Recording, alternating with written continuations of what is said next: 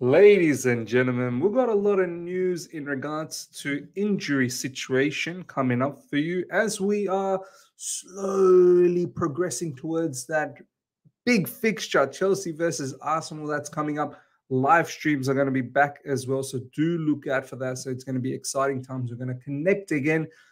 But for the time being, let's get some serious conversations happening about some of the injury issues. And there's also another particular news in regards to Ian Marson that we want to touch base on. So let's go.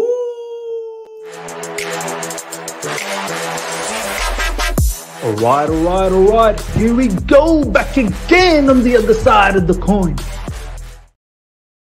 All right, welcome back to the other side of the coin, ladies and gentlemen. First up, we want to have an honest conversation in regards to Reece James. The word apparently is Reece James is back with team training.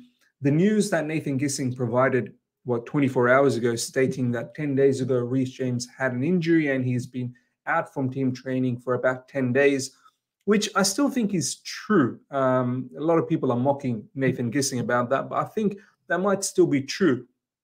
It's just he's now back with team training. Now, having said that, there's a whole heap of conversations that's happening at the moment. Should Reece James start against Arsenal Football Club? There's a lot of people out there that have this staunch sort of take on this matter that if Reece James is fully fit, he must start for Chelsea Football Club. So we're going to talk about this. But before we do that, Reece James sends a message on his Instagram story.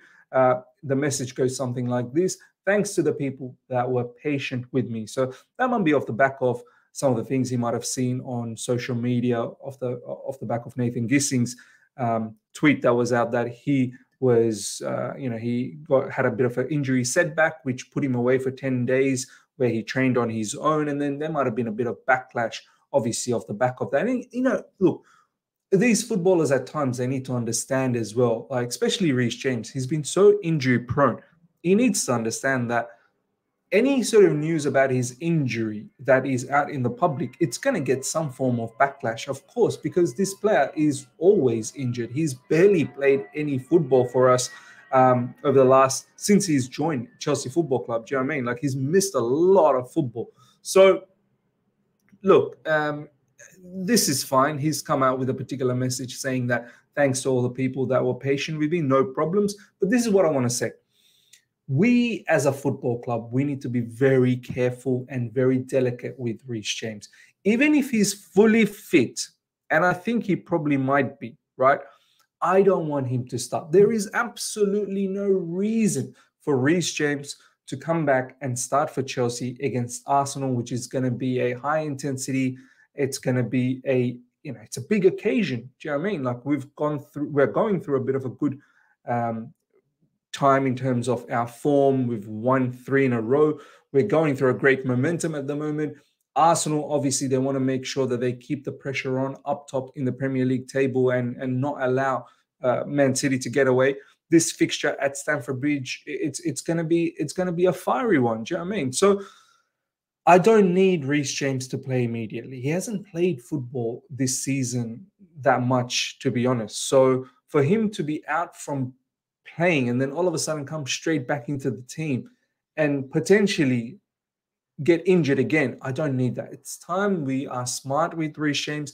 Slowly ease him in. It's not like the situation where if Reece James doesn't play, we only have to rely on Azpilicueta. We've now got an adequate right back substitute or replacement in the likes of Malo Gusto. And even if Malo Gusto is unavailable, we've still got Marc Cucurella, who's done very well. But Malo Gusto is definitely available. He's served all his suspension, the 3-match suspension for the red card. So he's back for this particular match. So I don't want Chelsea Football Club, as I said, the honest conversation that I want to have in regards to Reece James, we need to be very careful this time around. We cannot screw this up. No need to rush him back. If he needs to be on the bench, no problems. Give him some minutes off the bench and slowly ease him in. Let him come off the bench for 2-3 matches. Let him just get the feel of coming back into the Premier League and that high-intensity atmosphere. Let him train a lot more with his teammates. I'm just concerned that this particular player Every time he has an injury and he's slowly coming back and we rush him back, he picks up an injury straight away. So we have to figure out a way how to, not customize, I suppose. How do we, customize his program of coming back, but at the same time, how do we make sure that his body doesn't crumble? So this is my only message for Reece James, is that hopefully he does not start against Arsenal, and that we slowly ease him in. Let me know in the comment section, ladies and gentlemen, do you start him? Because a lot of people out there in social media saying, if he's fit, he's our best right back, he starts. But for me, I'm concerned. I'm concerned for the lack of football that he's played, to be thrown into the situation so quickly off the back of his injury. I just don't think it's prudent. But let me know in the comment section what you guys think about this situation. Now, Enzo Caicedo over the last 24 hours has come up with a particular news stating that players like Enzo Fernandez and Caicedo, obviously playing in South America, arriving at Cobham a bit later, for training because of the travel time. And Enzo Caicedo put out the news that there could be a potential situation where both Enzo Fernandez and Caicedo could be doubtful for this particular match against Arsenal.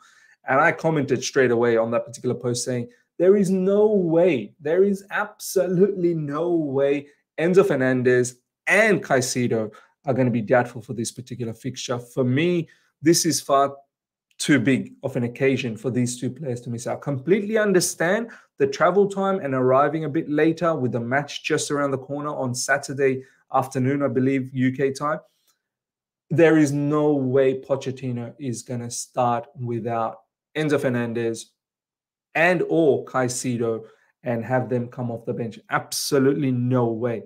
As I said, this fixture is too big, and I fully expect both of them to start for us.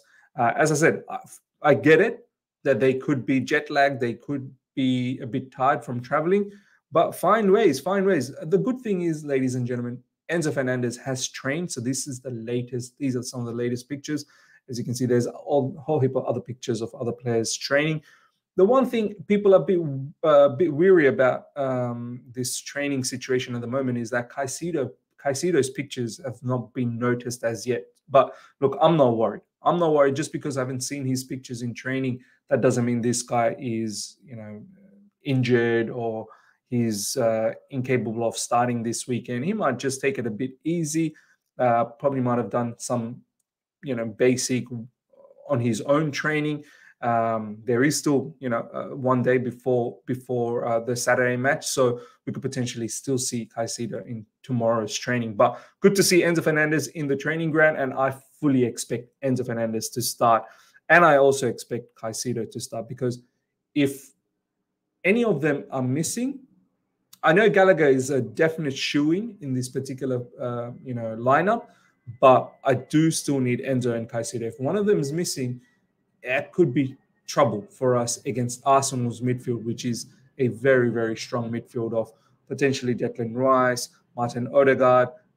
We'll see where Thomas Partey plays. It could also have, Kai Havertz there. We'll see. We'll see how it goes down. But it's going to be a very, very good midfield. Let me know, ladies and gentlemen, in the comment section. With Enzo Fernandez and Caicedo obviously coming from South America, and the travel time does take a bit of a hit on your body, of course. Would you rest them, or do you think this is far too much of a big fixture for them not to start from the get-go? So let me know in the comment section. Last but not least, ladies and gentlemen, exclusive, Ian Maatsen has rejected 2 Chelsea contract offers in recent weeks. His hesitancy is due in part to the just 83 minutes played in the league this season. This is coming from Enzo Caicedo. So look, this one seems to be circulating every other day in regards to Ian Marson. All I have to say is that, and I think I saw a particular news which said Chelsea has triggered as well. So there is a news that's floating around. Chelsea has apparently secretly or quietly has triggered the 1-year extension on Ian Martson's contract. So Ian Marson, his current contract is meant to end next year, 2024, in June after the season ends. But there is a 1-year extension that Chelsea can trigger, which looks like Chelsea has triggered, as per Nizar Kinsella's news, which allows us a little bit more time on Ian Maatsen to see exactly what we want to do. There is interest on Ian Maatsen. Apparently, there's interest from Barcelona. There's interest from perhaps from Man City as well. So Chelsea, by triggering that one-year extension, gives them a little bit more time and adds a bit more value to Ian Maatsen. The way I look at it, I really like this player. I would want to keep him and see if I can incorporate him in attacking areas or even in the left-back areas. A very versatile player, can play anywhere, I suppose, whether it's through the middle, just behind the striker as a central attacking midfielder, whether it's on the right wing, left wing, or even on the left back. I would try and utilize him. I think there's immense value in someone like Ian Marson. There's a lot of quality in him. But I fully understand. He doesn't get played.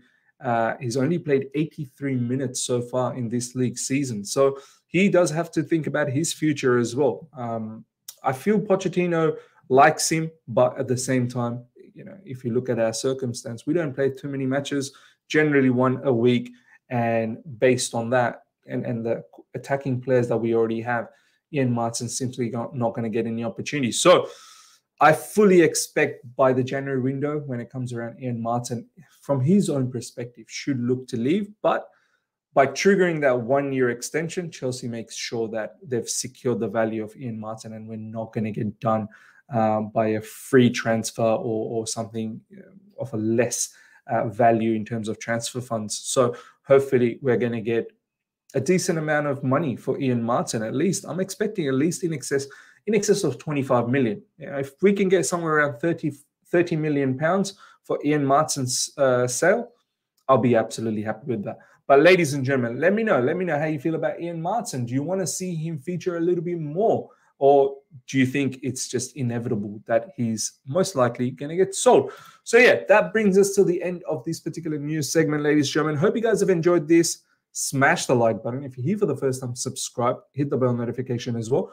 Live streams are going to be back on full throttle. We've finished the international break. We are back again. The watch-alongs are going to be back as well. So do look out for all of that. Until then, everyone, take care and have a very good day. See ya.